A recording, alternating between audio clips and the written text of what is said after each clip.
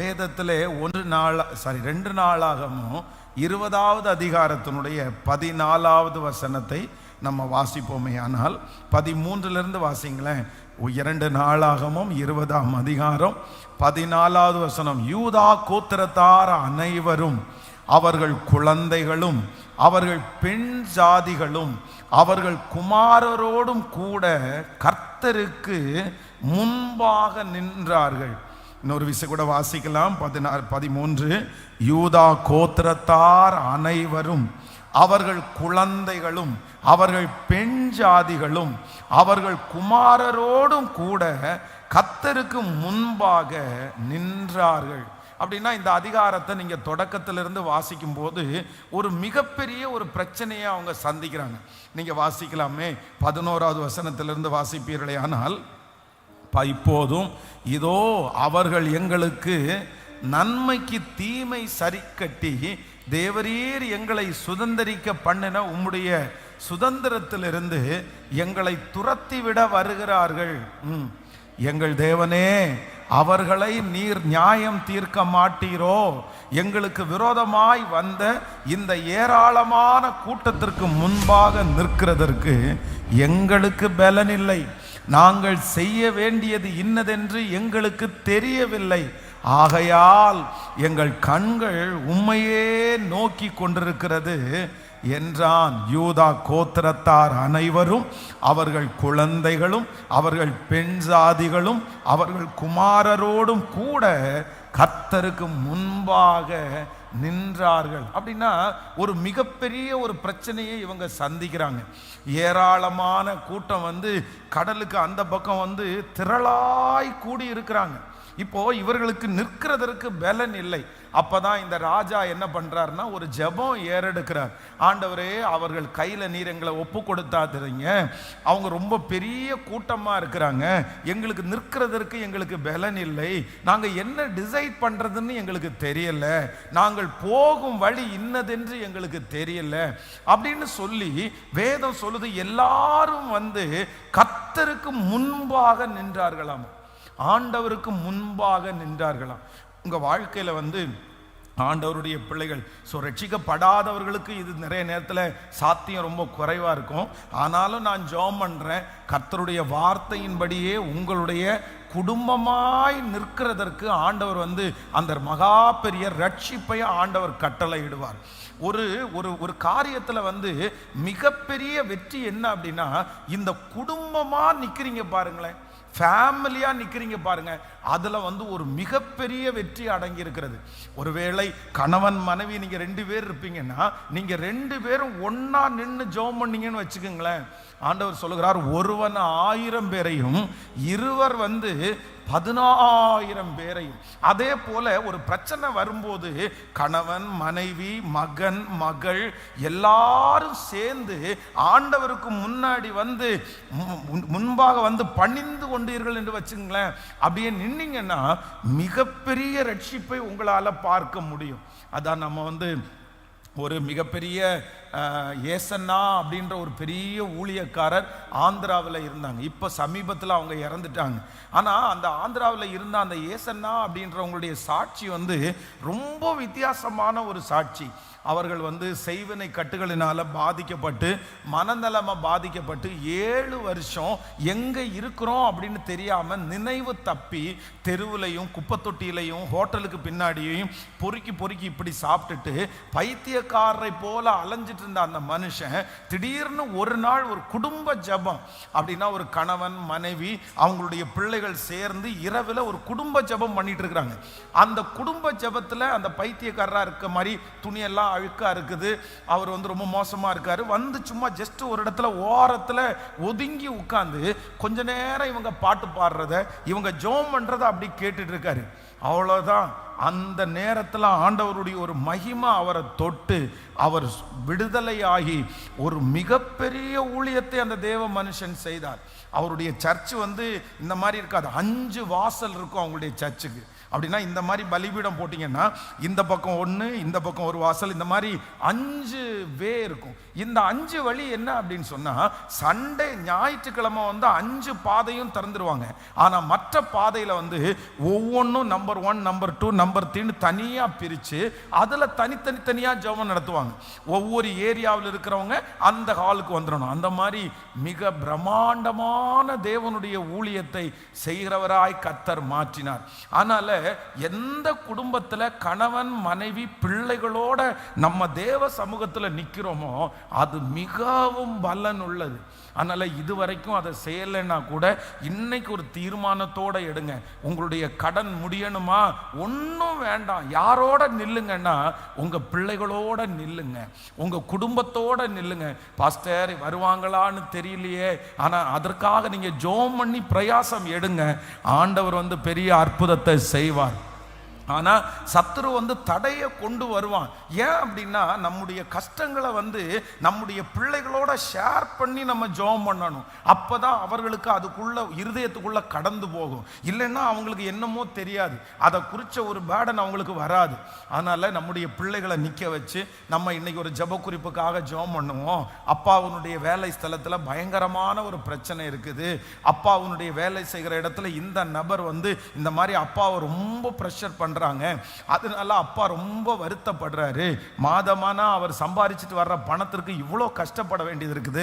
அதனால நம்ம ஜெபம் பண்ணுவோமா, அப்பாவுக்கு எல்லாருடைய கண்களையும் தயவு கிடைக்கணும் ஜெபம் பண்ணுவோமா அப்படின்னு நீங்க சொன்னீங்கன்னா அந்த பிள்ளையினுடைய இருதயத்தில் வந்து சில வேர்டுகள் வந்து பதியும்.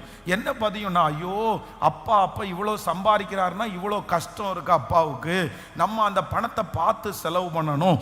அந்த எண்ணம் எப்போ வரும் அப்படின்னா, நம்ம வந்து நார்மலா உங்க அப்பா என்ன கஷ்டப்படுறாரு தெரியுமா, நீ பாட்டுக்கு இப்படி பண்ண அப்படின்னு சொன்னா பிள்ளைகளுக்கு புரியாது. அவங்களுக்கு அதை சொல்லி நம்ம புரிய வைக்க முடியாது. அதே நேரத்தில் கர்த்தர் தான் சொல்லி இருக்கிறார், உங்களுக்கு என்ன பிரச்சனைனாலும் நீங்கள் ஸ்தோத்திரத்தோடு கூடிய ஜெபத்தினாலும் வேண்டுதலினாலும் தேவனுக்கு தெரியப்படுத்துங்கள், தேவனுக்கு தெரியப்படுத்துங்கள். அப்பொழுது எல்லா சமாதானமும் நமக்குள்ளே குடிகொள்ளும். அதனால இடையில கூட உங்களுக்கு சொன்ன, நம்ம எல்லா இன்ஃபர்மேஷனையும் யாருக்கு கொடுத்துடணும்? யாருக்கு கொடுத்துடணும்? கர்த்தருக்கு கொடுத்துருக்கணும். ஒரு பிள்ளை, நம்ம வீட்டில் இருக்கிற ஒரு வாலிப பிள்ளை, ஒரு சின்ன பிள்ளை எது வரைக்கும் பாதுகாப்பாக இருப்பான் தெரியுமா?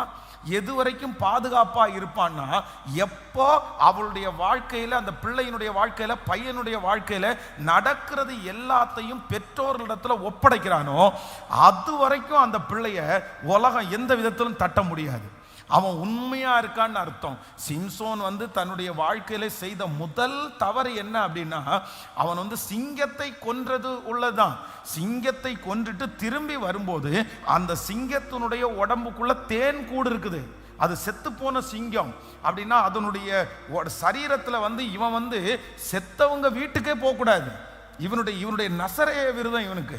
இந்த விரதத்தில் இருக்கிறவங்க வந்து செத்து போன ஒன்றுல இருந்து எடுத்து அந்த பொருளெல்லாம் சாப்பிடக்கூடாதுன்னு ரூல்ஸ் இருக்குது. ஆனால் இவன் என்ன பண்றான் அப்படின்னா, அந்த செத்து போன சிங்கத்துக்குள்ள அந்த தேன் இருக்கிறத கூடி கட்டு இருக்கிறத அதை அழகா அதை எடுத்து அதை சாப்பிட்டு அவங்க அம்மா அப்பாவுக்கும் கொடுத்தான். அவங்கள்ட்ட சொல்லல.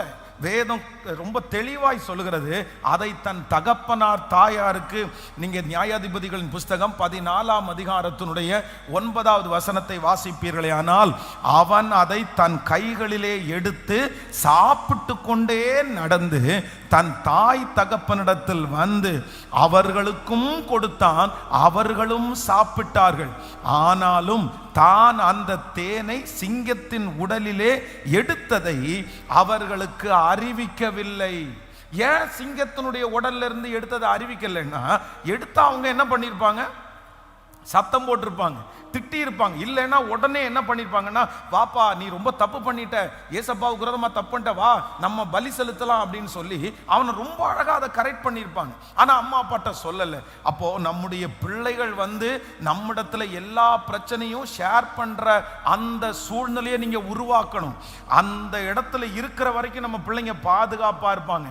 அப்போ இன்று இந்த ஆரம்பத்துல கர்த்தர் சொல்றாரு, நம்ம இனி ஒரு முயற்சி எடுக்கணும். குடும்பமா போய் ஆண்டவருடைய சமூகத்தில் நிற்கிறதற்கு ஆண்டவர் பலன் தருவாராக. ஸோ இன்னையிலிருந்து ஒரு முடிவு எடுங்க. ஜஸ்ட் ஒரு 5 minutes கூட போதும், இல்லைன்னா ஒரு 20 minutes 20 நிமிஷம் போதும். வர்றவங்க வரட்டும், முதல்ல வரட்டும். பிள்ளை வர்றாளா வரட்டும், பையன் வரானா வரட்டும், ஐயா வராரா, ரொம்ப நேரம் நீங்க பண்ண வேண்டாம். அந்த 5 நிமிஷத்துக்குள்ள ஒரு ஜெப குறிப்பை சொல்லி ஆண்டவர் செஞ்ச நன்மையை சொல்லி நீங்க ஜெபம் பண்ணீங்கன்னா பெரிய அற்புதம் உண்டாகும். இங்க என்ன நடக்குதுன்னா, அந்த வசனத்தை வாசிப்பீர்களானால் 20ஆம் அதிகாரத்தினுடைய 13வது வசனத்துல அவங்க நிக்கிறாங்க. யூதா கோத்திரத்தார், 2 நாளாகமும் 20ஆம் அதிகாரம் 13வது வசனம். யூதா கோத்திரத்தார், இல்ல சத்தமா வாசிக்கலாம். யூதா கோத்திரத்தார் அனைவரும்,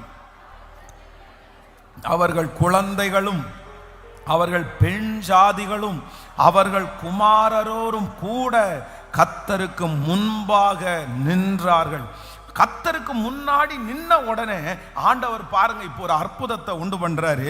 வாசிக்கலாம். அப்பொழுது சபையாரின் நடுவில் இருக்கிற மத்தனியாவின் குமாரனாகிய எலியேலின் மகனான பெனாயாவுக்கு பிறந்த சகரியாவின் புத்திரன் யகாசியேல் என்னும் ஆசாப்பின் புத்திரரில் ஒருவனாக லேவியனின் மேல் கர்த்தருடைய ஆவி இறங்கினதினால் அவன் சொன்னது. ஹலோ, நல்லா கவனிச்சுங்க. ஒரே இந்த வசனத்தை இவ்வளவு பெருசா கொண்டு போறதற்கு ஒரு லைன்ல முடிச்சிருக்கலாம்ல. லேவியின் குமாரன் ஒருவன் மேல் தேவனுடைய ஆவி இறங்கிருச்சு, அவன் என்ன பண்ணுனா தீர்க்க தரிசனம் சொன்னா அப்படின்னு சொல்ல வேண்டியதானே. அதுல பாருங்க எத்தனைன்னு. அப்பொழுது சபையின் நடுவில் இருக்கிற மத்தனியாவின் குமாரனாகிய எலியேலின் மகனான பெனாயாவுக்கு பிறந்த சகரியாவின் புத்திரன் யாகாசியேல் என்னும் ஆசாப்பின் புத்திரரில் ஒருவனாகின லேவியன் மேல் கர்த்தருடைய ஆவி. இதுக்கு ரொம்ப அர்த்தம் இருக்குது. அப்படின்னா வேதத்தில் சொல்லப்பட்டிருக்கிற எல்லா பேர்களுக்கும் என்ன இருக்குன்னா ஒரு மிகப்பெரிய அர்த்தம் இருக்குது. நான் நம்புறேன், ஆண்டவருக்கு முன்னாடி நம்ம குடும்பமா நிற்கும் போது ஆண்டவர் ஒரு தீர்க்கதரிசியை எழுப்புறாரு, ஒரு வார்த்தையை அனுப்புறாரு. இது ஃபர்ஸ்ட் என்ன அப்படின்னு சொன்னா மத்தனியா. மத்தனியா அப்படின்றது தேவனுடைய பரிசு அப்படின்னு அர்த்தம். அந்த பேருக்கு அர்த்தம் என்னன்னா தேவனுடைய பரிசு. இப்போ அடுத்த பேர் என்ன அப்படின்னு மத்தனியாவின் குமாரனாகிய எலியேல் அப்படின்னா என்ன அர்த்தம்னா பொக்கிஷம் அப்படின்னு அர்த்தம். எழுதுறவங்க வேணா எழுதி கொள்ளுங்கள். எலியேல் அப்படின்றது பொக்கிஷம் அப்படின்னு அர்த்தம். அகைன் பெனாயா. பெனாயா அப்படின்றதுக்கு என்ன அர்த்தம் அப்படின்னா தேவன் கட்டுகிறார் அப்படின்னு அர்த்தம். தேவன் கட்டுகிறார். அகைன் சகரியா அப்படின்னு சொன்னா தேவன் நினைவு கூறுகிறார் அப்படின்னு அர்த்தம். அகைன் யாகாசியேல் அப்படின்னா வெளிப்படுத்துகிற தேவன் அப்படின்னு அர்த்தம். ஆசாப் அப்படின்னு சொன்னா கூட்டி சேர்ப்பவர் என்று அர்த்தம். ஹல்லேலூயா. அப்படின்னா ஒரு பெரிய பொக்கிஷத்தை நமக்காக திரட்டி சேர்க்கிற கர்த்தர் சொல்லுகிறதாவது. ஆமென், ஹல்லேலூயா. அப்போ குடும்பமா நிற்கும் போது ஆண்டவர் இந்த மாதிரி அற்புதத்தை எழுதுகிற ஒரு மனுஷனை அனுப்பி, இப்ப 15வது வசனத்தை வாசிச்சு கடந்து போகலாம். சகல யூதா கோத்திரத்தாரே, எருசலேமின் குடிகளே, ராஜாவாகிய யோசபாத்தே கேளுங்கள். நீங்கள் இந்த ஏராளமான கூட்டத்திற்கு பயப்படாமலும் கலங்காமலும் இருங்கள் என்று கர்த்தர் உங்களுக்கு சொல்லுகிறார். இந்த யுத்தம் உங்களுடையது அல்ல, தேவனுடையது. நாளைக்கு நீங்கள் அவர்களுக்கு விரோதமாக போங்கள். இதோ அவர்கள் சீஸ் என்னும் மேட்டு வழியாய் வருகிறார்கள்.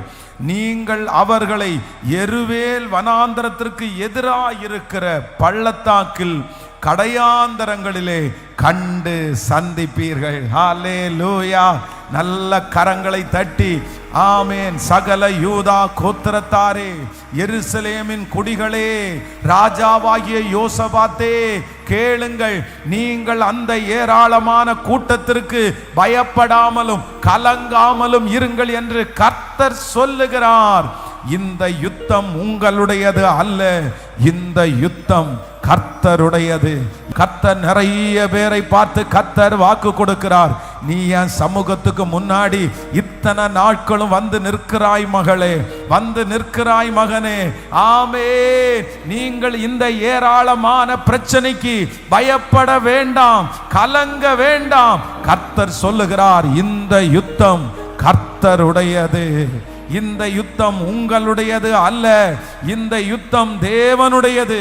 நல்ல கைகளை தட்டி முழு பலத்தோட இந்த யுத்தத்தை எங்களுக்காய் ஆண்டவர் செய்ய போகிறார், கர்த்தர் செய்ய போகிறார். ஆமென். அவர் ஒருவரே எங்களுக்கு செய்ய போகிறார். ஹalleluya. மலைகள் விலகி போனாலும், பர்வதங்கள் பெயர்ந்து போனாலும், பாடும், மலைகள் பெயர்ந்து போனாலும், பர்வதங்கள் பெயர்ந்து போனாலும், அவர் கிருபை அவர் இரக்கம் மாறாது எந்த வாழ்விலே. அவர் இரக்கம் மாறாது. கைகளை மேல தட்டி மலைகள் பெயர்ந்து போனாலும், சொல்லு, மலைகள் பெயர்ந்து போனாலும், பர்வதங்கள் பெயர்ந்து போனாலும், அவர் கிருபை அவர் இரக்கம் மாறாது எந்த வாழ்விலே. அவர் கிருபை மாறாது எந்த வாழ்விலே. என்னை விட்டு விலகாத ஆண்டவர், என்னை ஒருபோதும் கைவிடாத சிநேகிதர், எனக்காக ஜீவன் தந்த ரட்சகர்.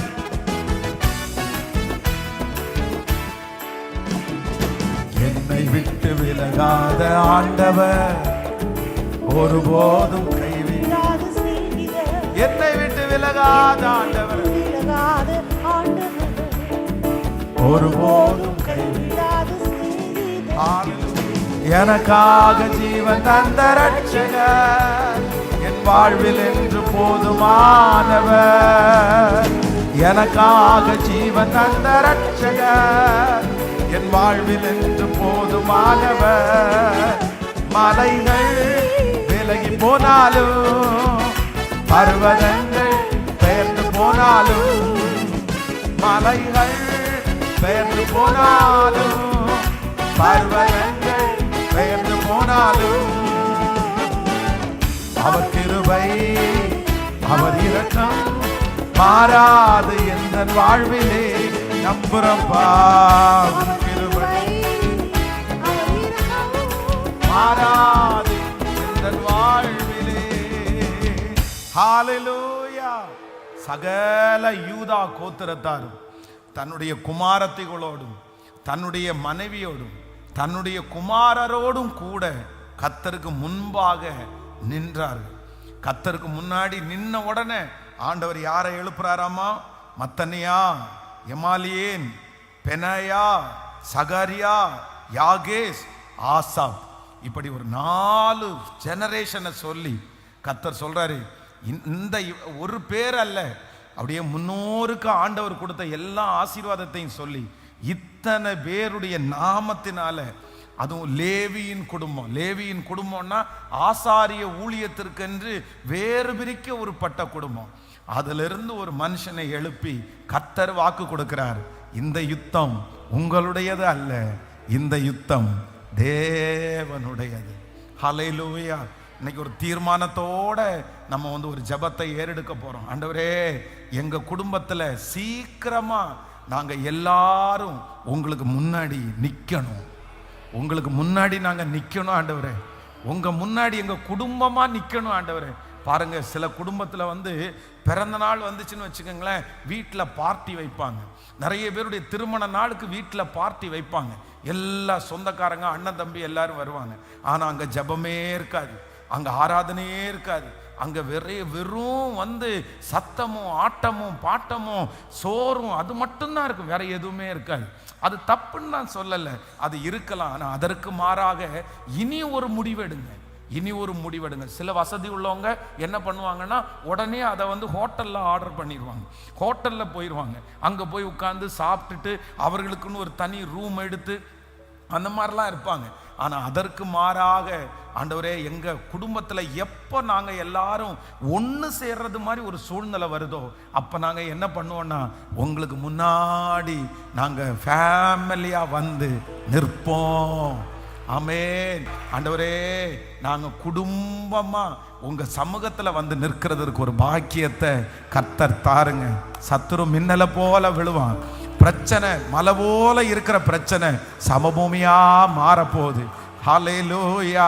ஆண்டவரே, உங்க முன்னாடி ஃபேமிலியா நிற்கிறது மாதிரி ஒரு சூழ்நிலையை சீக்கிரமா கொண்டு வாங்கப்பா. அந்த பிள்ளைகளை மனம் திரும்ப பண்ணுங்க ஆண்டவரே. ரட்சிக்கப்படட்டும் ஆண்டவரே. இன்றைக்கு இந்த வார்த்தையை வச்சு நாங்க ஜெபம் பண்றோம். ஒரு நாள் சீக்கிரமா ஒரு நாள் ஃபேமிலியா குடும்பமா உங்களுக்கு முன்னாடி வந்து நிக்கணும். உங்களுக்கு முன்னாடி வந்து நிக்கணும். இதோ நான் என்னுடைய கண்ணுக்கு முன்னாடி ஒரு தரிசனத்தோட பார்க்கிறப்பா. அப்பா அம்மாவுடைய கையை பிடிச்சிருக்கிறாங்க, அம்மா பிள்ளைகளுடைய கையை பிடிச்சிருக்கிறாங்க. அப்படியே வரிசையா வந்து அப்படியே கையை தூக்கி கர்த்தர் நல்லவர்னு ஆராதிக்கிறாங்க. ஒரு ஜெப மகிமை இறங்கி வருகிறது. உடனே லேவியின் குமாரனை ஒருவனை எழுப்பி, இந்த யுத்தம் பினிஷ் ஆயிருச்சு, இந்த யுத்தம் முடிவுக்கு வந்துச்சு அப்படின்ற ஒரு வார்த்தையை கர்த்தர் நீர் கட்டளை இடுகிறதற்காக ஸ்தோத்திரம். நன்றி அப்பா. உம்மால் அந்த காரியம் கைகூடி வருகிறதற்காக உமக்கு ஸ்தோத்திரம். ஹல்லேலூயா. ஆமென். சொல்லுங்க பார்க்கலாம். ஒருவேளை ஃபேமிலியா ரட்சிக்கப்பட்டவங்களா இருந்தா நீங்க ஒன்று இன்றையிலிருந்து அந்த காரியத்தை செய்கிறதற்கு ஆண்டவர் உங்களுக்கு ஒரு பெரிய பலன் தருவாராக. யாருக்கு முன்னாடி நம்ம நிற்க போறோம்? ஸோ ஆண்டவருக்கு முன்னாடி நிற்கக்கூடிய ஒரு பெரிய பாக்கியத்தை கர்த்தர் உங்களுக்கு கிருபையாய் கர்த்தர் தருவாராக. ஹல்லேலூயா. ஆமென்.